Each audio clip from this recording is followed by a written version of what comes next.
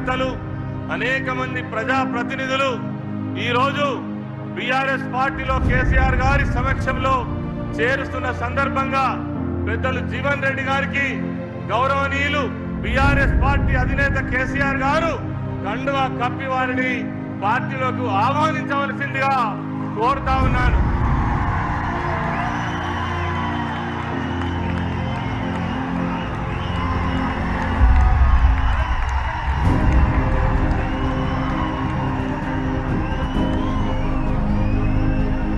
ఇప్పుడు జీవన్ రెడ్డి గారి ముఖ్య అనుచరులు సుమారు 40 మంది వారికి అనేక రకమైనటువంటి ఇబ్బందులలో ప్రజలు ఉంటే నిన్న ప్రభుత్వం ఒక పెద్ద సభ పెట్టింది, ప్రధాన ప్రతిపక్షమైన బీఆర్ఎస్ పార్టీ ఇంకొక సభ పెట్టింది. ఏం చేసిరు వీళ్ళిద్దరు సభలు పెట్టి అంటే, బీఆర్ఎస్ పార్టీ ఏమో పుట్టి కథలు చెప్పింది, కాంగ్రెస్ పార్టీ ఏమో పిట్ట కథలు చెప్పింది. ప్రజల వ్యతలు ప్రజల కష్టాలు మాత్రం ఎవరు చెప్పలేదు.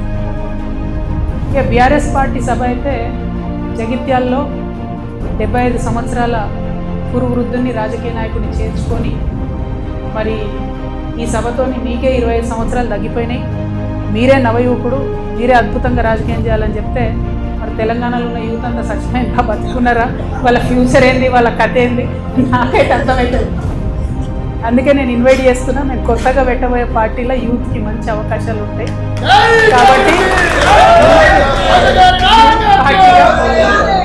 యంగ్ పార్టీగా ఉండేటటువంటి కొత్త చేంజ్ తీసుకొచ్చే పార్టీ వైపు ప్రజలు చూడాలని చెప్పి నేను రిక్వెస్ట్ చేస్తా ఉన్నాను.